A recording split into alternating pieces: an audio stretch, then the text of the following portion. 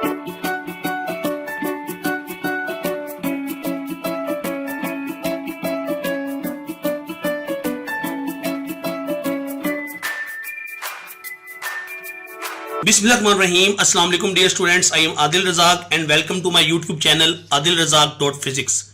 Dear student, हमने different video lecture आपको बना के दिए हैं कि जिसके अंदर conceptual short question, important long question, important numericals, important MCQ और ये सारा कुछ गाइडलाइंस भी आपको दी हैं कि किस तरह फिजिक्स को पढ़ना है, पेपर किस तरह से सॉल्व करना है. लेकिन आज जो चीज मैं डिस्कस करने जा रहा हूं ये है कि अब जितना कुछ हमने पढ़ लिया है, जितना कुछ हमने सीख लिया है, उस सब को समेटना कैसे है, जिसको हम बोलते हैं नटशेल, कि उस तमाम चीज को एक जगह पर इकट्ठा कैसे करना है, तमाम चीजों को जोड़ के फिर हमने एग्जीक्यूशन कैसे करनी है. अब आपने पढ़ लिया है, चीजें आपके पास हैं, लेकिन अब हमारे पास 1-1.5 दिन है. उस 1-1.5 दिन के अंदर हमने किस तरह से वो सारा मटेरियल रिवाइज करना है और हमने जो है एक ऐसा जामे प्लान बनाना है कि हमारे नंबर बेहतरीन से बेहतरीन आ जाए. It is like the super over कि अब सारा मैच खेल लिया है लेकिन फैसला जो है वो सिर्फ एक ओवर पे आ गया है. तो अब उस ओवर के लिए भी हमें प्लानिंग करनी है. ये नहीं कि बस हम जाकर ऐसे खेलना शुरू हो जाए, नहीं, हमें प्रॉपर प्लानिंग के साथ अपोजिशन को देखकर और फिर हमें जो है अपना प्लान बनाकर एक अच्छा प्लान बना के एग्जीक्यूट करना होता है ताकि हम विन कर सकें. Now this is that moment. अब वो वक्त आ चुका है कि अब हम ये सीखें कि भाई जो हमने इतना सारा कुछ पढ़ा है, सीखा है, उसको रिवाइज कैसे करना है. बहुत से ऐसे बच्चे जिन्होंने सारा कुछ पढ़ लिया है वो ये पूछ रहे हैं कि सर अब रिवीजन बता दें, रिवीजन कैसे करनी है. और कुछ ऐसे शहजादे भी हैं जिन्होंने अभी पढ़ना शुरू करना है. तो इसीलिए ये वीडियो लेक्चर तमाम बच्चों के लिए है और ये है तो फिजिक्स से रेलेवेंट, लेकिन आप इसको बाकी सब्जेक्ट्स के ऊपर भी यूटिलाइज कर सकते हो, क्योंकि जो मैंने टिप्स एंड ट्रिक्स आपको देनी है वो आप हर जगह इस्तेमाल कर सकते हो. तो बगैर सी ताखीर के मैं लेक्चर शुरू करता हूं, लेकिन उससे पहले मेरी रिक्वेस्ट है कि आपने वीडियो लेक्चर को एंड तक लाजमी देखना है, चीजों को नोट डाउन करना है. ये लेक्चर बहुत ही इंपॉर्टेंट होने वाला है आप बच्चों के लिए, लिहाजा बगैर किसी ताखीर के मैं स्टार्ट करता हूं. तो ये देखें जी, हम ये सीखने जा रहे हैं how to revise physics in 1 day, के एक दिन के अंदर, एक छुट्टी है फिजिक्स के पेपर में, उस एक दिन को हम किस तरह यूटिलाइज करें कि उससे आउटकम बेहतर से बेहतर आ सके. तो ये देखें डियर स्टूडेंट, यहां पर कुछ स्टेप्स हैं. तो सबसे पहला जो स्टेप है वो है prepare MCQs of a chapter. अब बच्चा क्या करता है, बच्चा जो है वो रैंडम पढ़ना शुरू करता है. रैंडम नहीं पढ़ना, आपने एक तरतीब फॉलो करनी है और जो मैं आपको ये स्टेप बता रहा हूं आपने इन स्टेप्स को फॉलो करना है. ठीक है, तो पहला स्टेप क्या है, एमसीक्यूज. अब एमसीक्यूज कैसे पढ़ने हैं ये देखें जरा. मेक यूज ऑफ योर की book like scholar series, college physics and other helping material. कोई भी आप हेल्पिंग मटेरियल जो है वहां से आप एमसीक्यूज सॉल्व करना चाहते हो, आप सॉल्व करो, प्रैक्टिस करो. ठीक है, सबसे पहले जिस भी चैप्टर को तैयार करना है उसके सबसे पहले एमसीक्यूज करने हैं. उसकी वजह मैं एंड पे बताऊंगा कि इसकी मेन वजह क्या है. इसके बाद must solve past paper MCQs. आपके पास जो की बुक है उसके अंदर पास्ट पेपर एमसीक्यूज दिए हुए हैं, तो आपने वो एमसीक्यू लाजमी सॉल्व करने हैं, क्योंकि 10 to 15, मैं अगर इसको कहूं कि 10 to 15 भी कह सकते हैं, और ये कम से कम जो है 20 से 25% जो एमसीक्यूज होते हैं वो पास्ट पेपर में से आ जाते हैं. मतलब अब ये समझ लें कि 17 में से कुछ 3 से 4 एमसीक्यू ऐसे होते हैं कि जो रिपीट होते हैं. तो इसीलिए आपने कोशिश करनी है कि आप पास्ट पेपर के एमसीक्यूज लाजमी सॉल्व करो. इसके बाद जी ओपन योर टेक्स्ट बुक. अब एक दफा आपने ये सारा काम कर लिया, चैप्टर वाइज आपने सारे एमसीक्यू देख लिए, उनके आंसर आपने देख लिए, कोई सॉल्व करने वाला था सॉल्व कर लिया है.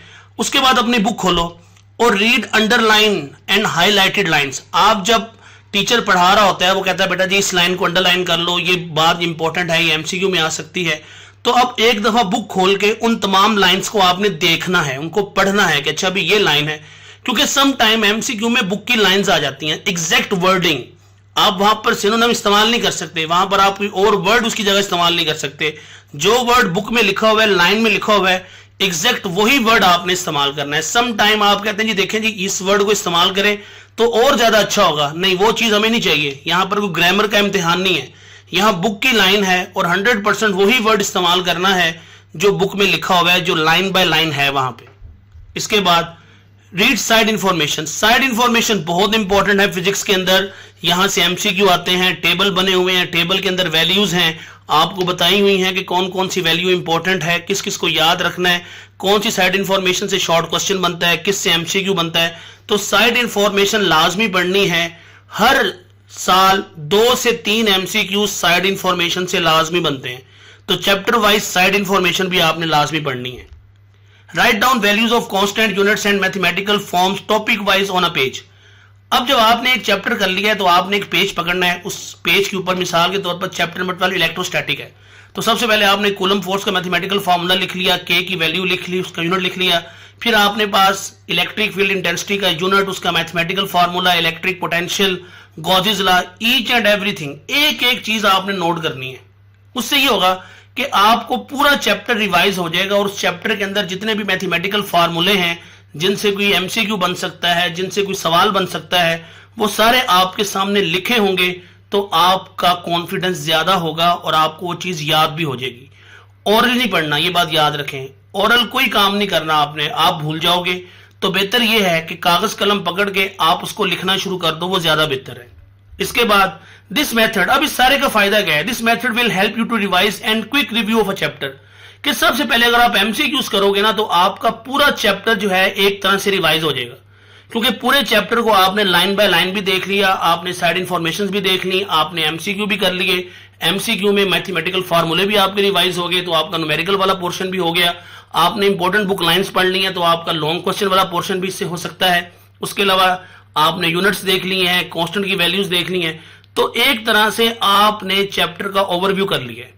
अब सवाल यह है कि एमसीक्यू की प्रैक्टिस तो मैंने आपको बोला है कि इन की बुक से आप कर सकते हो। अदरवाइज मैंने भी एक जो है वो लेक्चर बना के अपलोड किया हुआ है, ये आपके सामने स्क्रीन के ऊपर आ रहा होगा, तो आप इस लेक्चर को भी आप देख सकते हो। यहां मैंने मोस्ट इंपॉर्टेंट 100 एमसीक्यूज की प्रैक्टिस करवाई है, बाकायदा मैंने एमसीक्यू सॉल्व करवाए हैं। तो आप इस लेक्चर को भी देखकर जो है पूरी बुक के आप एमसीक्यू जो है वो कर सकते हो। इसके बाद step number 2, prepare exercise short question. पहला स्टेप था एमसीक्यू सॉल्व करना, दूसरा स्टेप है एक्सरसाइज शॉर्ट क्वेश्चन। अब बच्चा उल्टा काम करता है, बच्चा सबसे पहले न्यूमेरिकल और लॉन्ग क्वेश्चन करता है, हालांकि उनकी वेटेज इतनी ज्यादा नहीं है।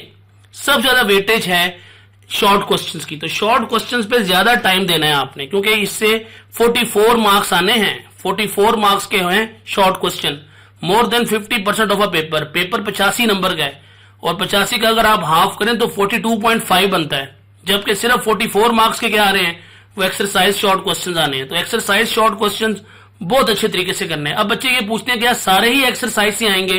तो नहीं, सारे नहीं आते। आप ये समझ लें कि 70-30 की रेशो होती है कि 70% हम कहते हैं कि ये एक्सरसाइज के होते हैं, 30% कंसेप्चुअल। तो एक्सरसाइज के फिर भी आपने सवाल लाजमी तैयार करने हैं, और किस तरह से करने हैं ये देखें जरा। यूज 20 to 30 मिनट्स, इसके ऊपर आप इतना टाइम लगाओ। Make use of once again your key books, आप इनको यूज कर सकते हो। Must prepare most repeated short question. Most repeated short question लाजमी तैयार करने हैं। इस लेक्चर के एंड पर मैंने जो है गेस्ट पेपर थोड़े अपडेट किए हैं। लास्ट टाइम मैंने जो गेस्ट पेपर बनाए थे उसके अंदर मैंने मोस्ट इंपोर्टेंट चैप्टर्स दिए थे, तो बच्चों ने कहा कि सर आप ऐसा करें, आप पूरी बुक ही दे दें हमें। तो अब मैंने उनको अपडेट कर दिया है, और मैं आपके साथ वो भी इस लेक्चर के दूसरे हिस्से में वो भी गेस्ट पेपर भी डिस्कस करूंगा कि किस चैप्टर का कौन सा शॉर्ट क्वेश्चन मोस्ट रिपीटेड है। ठीक है, तो इसलिए मैंने बोला कि लेक्चर को आपने एंड तक लाजमी देखना है। अच्छा जी, इसके बाद प्रिपेयर नॉट जस्ट ऑर्डरली। मैंने बोला कि लिख लिख के याद करें, आपने जुबानी याद नहीं करना, लिख लिख के याद करना है। जहां पे भूल जाता है उस वर्ड को लिखो, उस सेंटेंस को लिखो, उस मैथमेटिकल फार्मूले को लिखो। उसके बाद राइट डाउन यस और नो। बहुत से सवाल ऐसे हैं उनमें पूछा जाता है हाँ भी ये हो सकता है या नहीं हो सकता, तो यस नो आपने जो है लाजमी लिखना है सवाल के शुरू में, इसके नंबर होते हैं। Right down proper logic, proper logic लिखो, इररेलेवेंट लिखने की जरूरत नहीं है। मैथमेटिकल फार्मूला और यूनिट जहां पूछा जाए ये लास्ट में लिखना है। Draw diagram if required. बहुत से शॉर्ट क्वेश्चन ऐसे हैं कि उनमें डायग्राम बनानी पड़ जाती है, तो डायग्राम आपने नीट एंड क्लीन बनानी है। Underline main words in your answer. ये बहुत इंपॉर्टेंट बात है, आपने अपने आंसर के अंदर जो मेन वर्ड है उसको अंडरलाइन कर देना है, उसको आपने हाईलाइट कर देना है, ताकि टीचर एग्जैक्ट वो वर्ड देखे और वो आपको अच्छे से अच्छे नंबर दे। ओके, इसके बाद जी try to write at least 4 to 6 lines. बहुत ज्यादा लंबा काम नहीं करना, बहुत ज्यादा शॉर्ट काम नहीं करना। कोशिश करना है कि 4 से 6 लाइनों के अंदर अंदर आपका जवाब जो है वो हो जाए। ओके, अगर एक आधी लाइन बढ़ जाती है इशू नहीं है, लेकिन ये ना हो कि पूरे सफे भी शॉर्ट क्वेश्चन लिखा हो, वो भी अच्छा नहीं होता। वो बाज़ औक़ात इररेलेवेंट लिख देते हैं teacher. Step number 3, prepare exercise numerical. देखें वंस अगेन, अब आप बच्चे कह रहे होंगे सर आप लॉन्ग क्वेश्चंस को एंड पे लेके जा रहे हैं। लॉन्ग क्वेश्चंस हमने करने ही एंड पे है, हमने तरतीब फॉलो करनी है और ये तरतीब जो है ये बहुत ही बेस्ट है। ये वो तरतीब है जो मैं खुद फॉलो करता था जब मैं पढ़ता होता था, तो इसीलिए आप बच्चे भी इस तरतीब को फॉलो करें। इंशाल्लाह आप देखोगे कि आपका बहुत अच्छा रिजल्ट आएगा। न्यूमेरिकल्स वंस अगेन जी, ये टाइम है, अपनी की बुक्स यूज करें जो आपने सॉल्व किए हुए हैं। Must prepare most repeated numericals of past paper. Most repeated past paper के न्यूमेरिकल्स आपने लाजमी करने हैं। मैंने इसके ऊपर ऑलरेडी एक वीडियो भी बनाई हुई है, वो वीडियो भी आप जाके देख सकते हो कि वो कौन कौन से न्यूमेरिकल्स हैं जो पास्ट पेपर में पिछले 10 सालों में बार बार रिपीट हो रहे हैं। तो उनके आंसर्स, उनकी स्टेटमेंट ये आपको जुबानी याद होनी चाहिए। प्रिपेयर नॉट जस्ट ओरली, भाई आप बच्चे क्या करते हैं, बच्चा की बुक सामने रखता है और वो न्यूमेरिकल को देखना शुरू हो जाता है। जब आपके सामने सोल्यूशन होता है ना तो आपको हर चीज समझ आ रही होती है, लेकिन जैसे ही आप की बुक बंद करेंगे आपसे सवाल हल नहीं होना। तो इसीलिए मेहरबानी फरमाएं जो मोस्ट इंपॉर्टेंट न्यूमेरिकल्स हैं उनको लिख लिख के करें, देखने से नहीं करना। देखकर तो आप जो है आपके सामने अगर एटम बम का फार्मूला हो, आप कहेंगे जी मैं तो एटम बम भी बना सकता हूं, लेकिन जरा फार्मूला बंद करें और आपसे आपको ये समझ आएगी कि भाई स्टार्ट कहां से करना है। तो इसीलिए आपने की बुक से हेल्प नहीं लेनी न्यूमेरिकल करते हुए। कोशिश करें कि एक दफा खुद जुबानी करें, जहां से आप फंस जाएं, जहां पे आपका सवाल ना हल हो रहा हो, कोई स्टेप ना समझ आ रही हो, वहां से आप की बुक खोल के वहां से आप देख सकते हो, लेकिन जुबानी काम नहीं करना। मैं फिर कह रहा हूं, बच्चा जुबानी पढ़ता रहता है, देखता रहता है, किताब को घूरता रहता है, एट द एंड उसका कोई हासिल असूल ही नहीं है। Next, right down mathematical formula and solution. ये बहुत जरूरी है। खुदा ना खास्ता आपको टाइम नहीं मिला, टाइम कम होने की वजह से आपका जो है वो सवाल रह गया है, लेकिन अगर ऊपर आपने फॉर्मूला लिखा हुआ है तो आपको डाउट की वजह से नंबर मिल सकते हैं कि चलो यार इसको नंबर दे दे, इसके नंबर सारे ना कट हों। और वैसे भी ऊपर आप फॉर्मूला लिख दोगे ना तो आपको याद रहेगा अच्छा भी इस सवाल में ये फॉर्मूला लगना है। ओके, तो फॉर्मूला आप लाजमी शो करवाएं, इसकी भी बहुत इंपॉर्टेंस है। Write down proper steps, mathematical forms and check units. ये बहुत इंपॉर्टेंट चीज है। जैसे ही आपका सवाल खत्म होता है तो आपने एंड पे ये देखना है कि मैंने प्रॉपर यूनिट लिखा नहीं लिखा।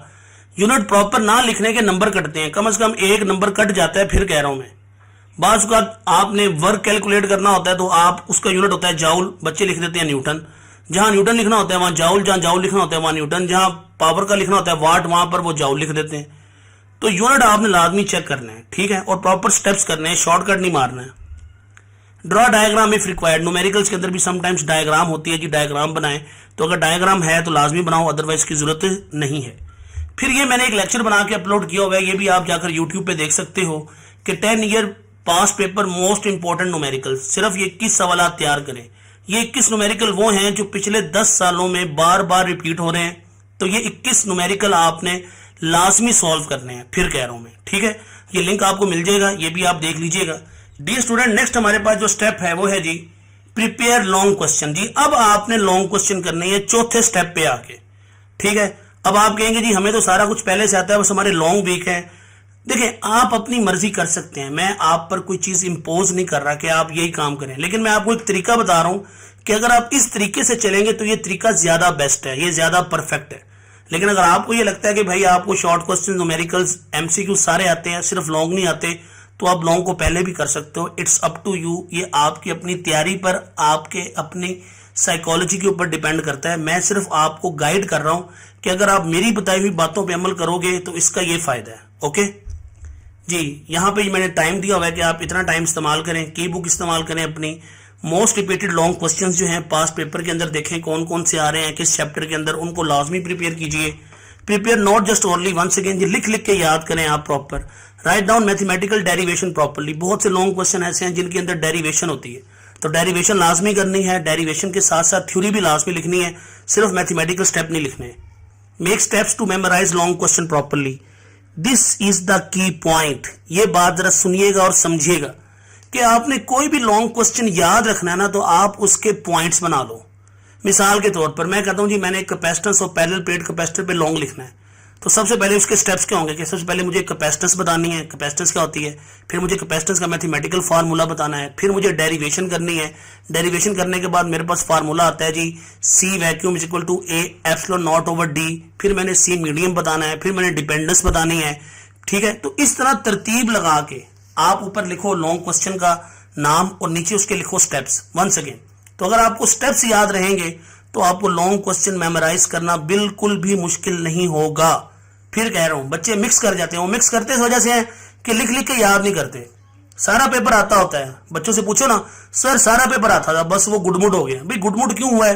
क्योंकि आप पैनिक हो गए हो, आप परेशान हो गए हो, पजल हो गए हो, आपने जो है लिख लिख के याद नहीं किया, इस वजह से अब वो सारा जो है वो मिल्क शेक बन गया कंसेप्ट का।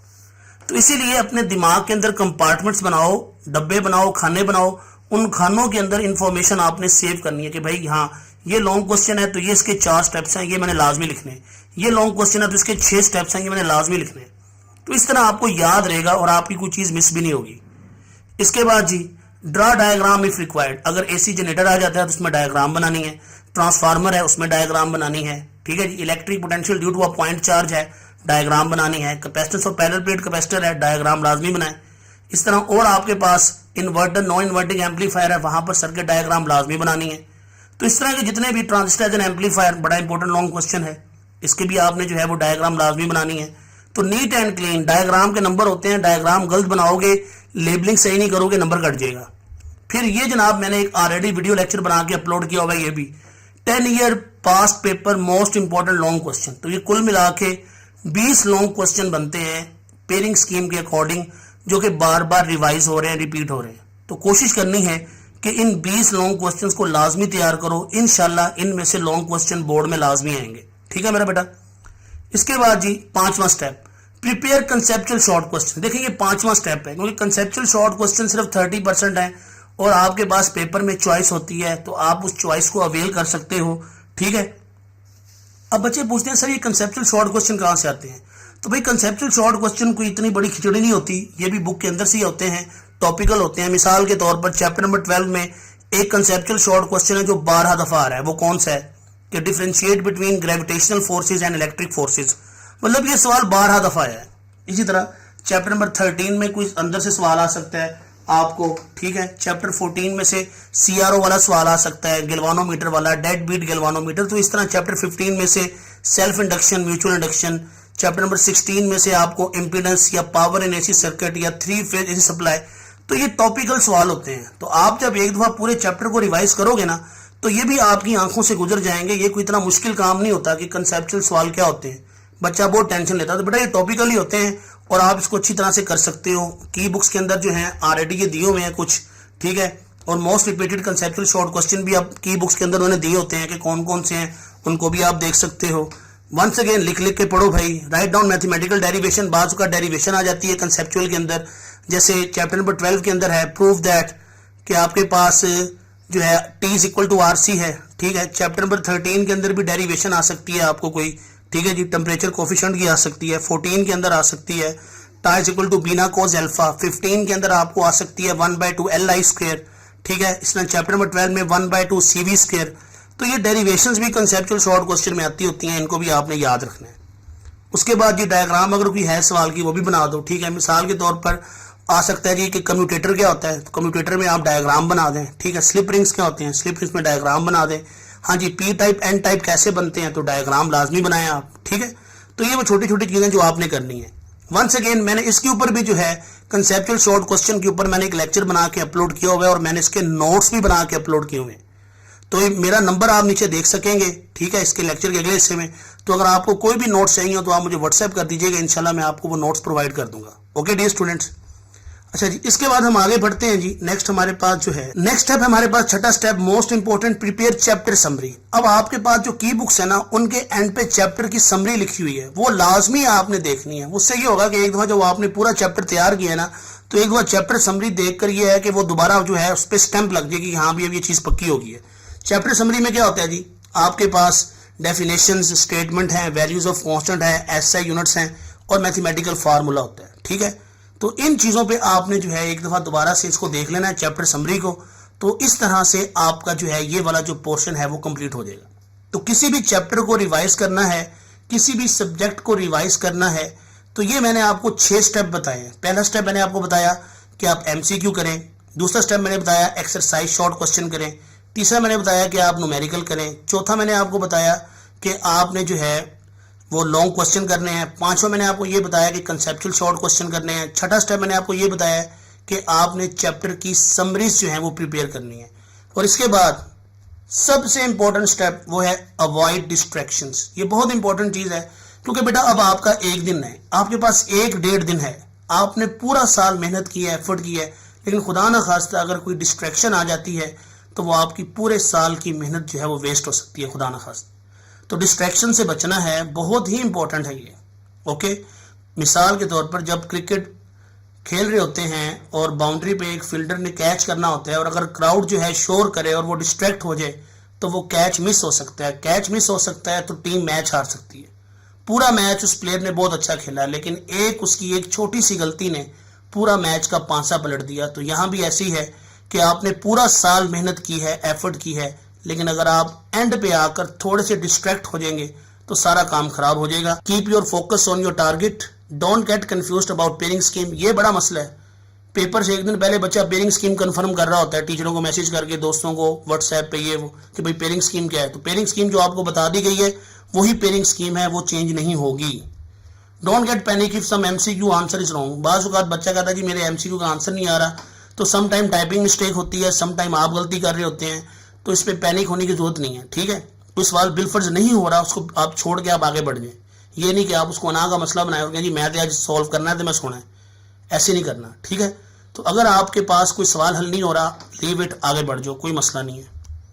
डोंट लर्न ऑरली, भाई जुबानी काम नहीं करना। फिर कह रहा हूँ लिख लिख के याद करें, लिखने से भाई याद होता है, प्रैक्टिस होती है।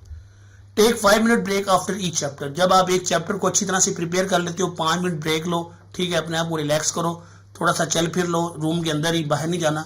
ठीक है, रूम के अंदर चल फिर लो। ठीक है, पानी शानी पियो, और कोई फ्रूट फ्रूट है तो फ्रूट फ्रूट खाओ आप। ठीक है, ताकि आपकी जो ब्रेन की एफिशिएंसी है वो प्रॉपर रहे और आप चीज़ें जो हैं वो माइंड के अंदर स्टोर करते जाएं।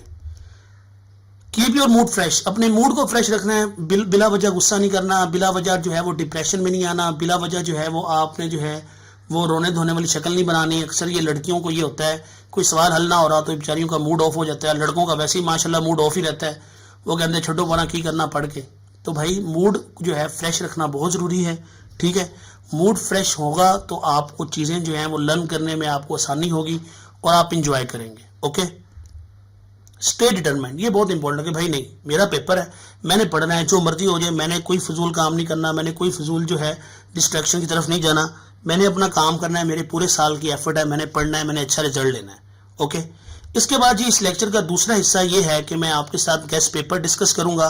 वैसे ऑलरेडी मैं ये डिस्कस कर चुका हूं, लेकिन फिर भी मैं वंस अगेन आप बच्चों के लिए जो है वो गेस्ट पेपर कुछ मैं आपके साथ डिस्कस कर दूंगा, इसको भी आप देख लीजिएगा। ठीक है, मैंने ऑलरेडी बना के लेकिन अब मैंने थोड़ा सा इसको अपडेट कर दिया, वो भी मैं आपको बताता हूँ मैंने इसके अंदर क्या चेंजेस की हैं। तो अब हम बढ़ते हैं लेक्चर के दूसरे हिस्से की जानिब। डियर स्टूडेंट, ये आपके सामने जो है वो गेस्ट पेपर्स आ गए हैं। बगैर से ताखीर के मैं शुरू करता हूँ।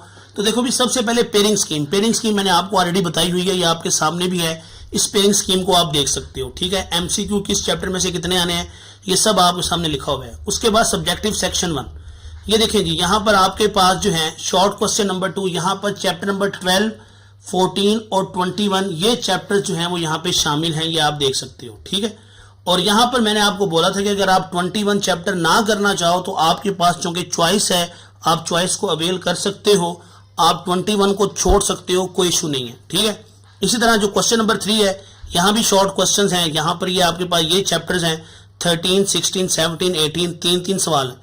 मैंने बोला था आपको कि अगर आप 17 चैप्टर छोड़ भी दें, शॉर्ट क्वेश्चन इसका एक भी ना करें, तब भी आपका ये पेयर जो है वो कंप्लीट हो जाता है। तो आपके पास चॉइस है, तो आप चाहो तो आप चॉइस को अवेल कर सकते हो। फिर उसके बाद यहाँ पर मैंने बात की थी कि भाई यहाँ पर आपके पास 15, 19 और 20 है। तो यहाँ पर अगर आप चाहो तो आप 20 जो है ये आप छोड़ सकते हो, ये चॉइस पे है। आप अगर इसके शॉर्ट क्वेश्चन नहीं करना चाहते आप ना करो, आप 15 और 19 के कर लो, इट्स अप टू अस। ठीक है, तो ये मैंने आप बच्चों को बताया था कि आप यहाँ पर चॉइस इस तरह से अवेल कर सकते हो। इसके बाद हम आगे बढ़ते हैं। तो ये हमारे पास जो नेक्स्ट है ये है जी हमारे पास सेक्शन 2 लॉन्ग क्वेश्चन। ये आप देख सकते हो 5 दिए होंगे, आपने 3 करने हैं। तो यहाँ पर ये आपके पास पेयरिंग है 12, 13, 14, 15, 16, 18, 17, 19, 20, 21। याद रखो भाई, मैं फिर कह रहा हूं कि फिजिक्स में ये नहीं कंफर्म होता कि किस चैप्टर से लॉन्ग आएगा, किस से न्यूमेरिकल। अब एक पेयर है 12 + 13, तो ये नहीं कंफर्म कि आया कि 12 में से लॉन्ग आएगा या न्यूमेरिकल आएगा। ये कोई बंदा नहीं आपको बता सकता और मैं भी ये बात आपको नहीं बता सकता। इसीलिए इस पे खपने की बजाय आपने इन दोनों चैप्टर्स को ये अच्छी तरह से प्रिपेयर करना है। बात समझ रहे हैं? और फिर मैंने आपको बोला था कि आप पहले 3 पेयर कर लो, ये 12 + 13, 14 + 15, 16 + 18, ये एंड वाले 2 पेयर आप छोड़ सकते हो। मतलब 17 और 19 को लॉन्ग में नहीं करना, ना करो। 20, 21 को लॉन्ग में नहीं करना, ना करो। यहाँ से सिर्फ आप जो है वो MCQs कर सकते हो, शॉर्ट क्वेश्चन करने हैं वो भी आप कर सकते हो। It is up to you. Okay, choice है तो हम उसको अवेल कर सकते हैं। फिर मैंने यहाँ बच्चों को बोला था, वो बच्चे जो कहते हैं जी हमें स्मार्ट वर्क करना है, हमें बताएं कि हम किस तरह कम पढ़ के नंबर ज्यादा लें, तो मैंने उनको बोला था कि ये चैप्टर्स हैं 12, 13, 14, 15, 16, 18, 19, ये मोस्ट इंपॉर्टेंट चैप्टर्स हैं। इन चैप्टर्स को करके, सिर्फ इन्हीं चैप्टर्स को करके और किस तरह से करके, ये आपके सामने मैंने आपको बताया हुआ है, सारी कैलकुलेशन की हुई है कि अगर आप सिर्फ इन चैप्टर्स को कर लो तो आप 81 मार्क्स ले सकते हो 85 में से। ये आइडियल केस सिनेरियो है। अगर प्रैक्टिकल देखें तो हम कहते हैं 70+ तो लाजमी आएंगे। फिर यहां पर मैंने एक इंपॉर्टेंट बात ये बताई हुई है कि चैप्टर 17, 20 और 21 are the least important chapters. ये इतने ज्यादा इंपॉर्टेंट चैप्टर्स नहीं है, ठीक है। Prepare this chapter for MCQ purpose. इनसे आप MCQ अच्छी तरह से प्रिपेयर करो। You can also prepare most important exercise short question. अगर आप कहते हैं नहीं जी मैंने तो एक्सरसाइज शॉर्ट क्वेश्चन भी करने हैं, तो आप लाजमी करें, कोई मसला नहीं है, लेकिन कोशिश करें कि आपका टाइम वेस्ट ना हो। अगर आपको चॉइस मिल रही है तो आप उसको अवेल करो, ठीक है। Most important exercise short question, numerical and long question according to your preparation, आप ये कर सकते हो। अच्छा, एक बात जरा ध्यान से सुन लो, गैस पेपर हतमी नहीं होता। गैस पेपर गैस ही होता है, और गैस में अनसर्टेनिटी क्या होती है? 50-50, ठीक है। मैं यहां बैठकर आपको ये कभी भी नहीं कहूंगा कि जो गैस मैंने आपको बताया है 100% यही आएंगे। ये मेरी वर्किंग है, ये मेरा एनालिसिस है, ये मैंने सारा इसको जांचा परखा है, फिर मैंने ये बनाए हैं, और वो भी आप बच्चों की हेल्प के लिए। वंस अगेन, ये हतमी नहीं है, it is only my analysis. This analysis can be 100% correct और can be up to 70-80% correct, ठीक है। और 100% रॉन्ग मैं नहीं कह सकता, ठीक है। 100% रॉन्ग तो नहीं होता, ठीक है। कुछ ना कुछ तो भाई यहाँ से लाजमी आएगा, क्योंकि कंटेंट ही सेम है। अब देखो, इस तरह मैंने आपको बोला था most important exercise short question. तो देखो, ये जो आपके पास सवाल है, हाउ कैन यू आइडेंटिफाई, ये 20 दफा आ चुका है, मोस्ट इंपॉर्टेंट। फिर देखें, ये 7 दफा आ चुका है, ये 7 दफा आ चुका है, ये आपके सामने, ठीक है जी। ये कंसेप्चुअल शॉर्ट क्वेश्चंस हैं, ये आप देख सकते हो कि भाई इस चैप्टर में से कौन कौन से आ सकते हैं। फिर जी इस चैप्टर के इंपॉर्टेंट लॉन्ग, ये आप देख सकते हो, इलेक्ट्रिक फ्लक्स 6 दफा आ चुका है, एब्सोल्यूट पोटेंशियल 6 दफा आ चुका है, पैरेलल प्लेट कैपेसिटर 6 दफा आ चुका है, ठीक है। फिर उसके बाद ये न्यूमेरिकल्स हैं जी, ये न्यूमेरिकल्स आपने लाजमी प्रिपेयर करने हैं, सारे बेशक नहीं करने ना करो, लेकिन ये न्यूमेरिकल्स लाजमी करो। एग्जाम्पल्स 2, 3, 4 ये लाजमी करो, ओके। फिर इसी तरह जी चैप्टर नंबर 13 करंट इलेक्ट्रिसिटी है, ये आप देख सकते हो यहाँ पर कि किस एक्सरसाइज शॉर्ट क्वेश्चन की कितनी वेटेज है। तो ये मोस्ट रिपीटेड, तो इसलिए मैंने बोला कि ये लाजमी करने हैं आपने, ओके। फिर इसी तरह जी यहाँ पे भी देखें, मैंने ये जो है बताया हुआ है कि कंसेप्चुअल शॉर्ट क्वेश्चन कौन से आ सकते हैं, इंपॉर्टेंट लॉन्ग कौन से आ सकते हैं, किन दफाओं में, एक्सरसाइज, एग्जाम्पल, न्यूमेरिकल, ये सारा बताया हुआ है कि देखो भाई ये जो आपके पास न्यूमेरिकल है ना, ये 8 दफा आया हुआ है, ये एग्जाम्पल 6 दफा है, ये एग्जाम्पल 5 दफा। तो ये मेरा एनालिसिस है, ये मेरी वर्किंग है, ठीक है। तो ये नीचे मेरा नंबर लिखा हुआ है, ये आप देख सकते हो यहाँ पर। तो आप इस नंबर के ऊपर मुझसे जो है कॉन्टैक्ट कर सकते हो, मैं आपको ये फाइल जो है व्हाट्सएप कर दूंगा, और अगर आपको कोई नोट्स चाहिए होंगे तो वो इंशाल्लाह वो भी आपको व्हाट्सएप हो जाएंगे। तो ये सारे जो हैं, ये पूरे मैंने जो है बुक वाइज मैंने बनाए हुए हैं, ये आप देख सकते हैं। 14 चैप्टर इस तरह, फिर ये आ जाएगा 15 चैप्टर, ठीक है। ये देखें वंस अगेन, ये सारे गेस्ट पेपर जो हैं ये मैंने बना के जो है एक PDF फाइल है, आप मुझे व्हाट्सएप पे मैसेज कीजिएगा, ये मैं आपको सेंड भी कर दूंगा बच्चों को, और इसका लिंक भी जो है वो मैं आपके साथ जो है डिस्क्रिप्शन में शेयर कर दूंगा गूगल ड्राइव का, जहां से आप बच्चे इसको डाउनलोड कर सकते हो। तो डियर स्टूडेंट, ये था जी हमारा आज का लेक्चर। मैं आपका ज़्यादा टाइम नहीं लेना चाहता, क्योंकि आपका टाइम बहुत इंपॉर्टेंट है आजकल। तो कोशिश करें कि इन वीडियो लेक्चर को आप अच्छी तरह से ज़रा देखो, समझो मेरी बातों को, और इन पे अमल करो, इंशाल्लाह आपको रिजल्ट मिलेगा, ठीक है।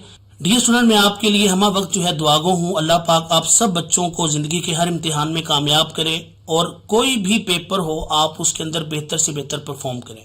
आप सब मेरी दुआओं में शामिल हैं, हमें भी अपनी दुआओं में शामिल रखें। अल्लाह पाक आप सब का निगहबान हो।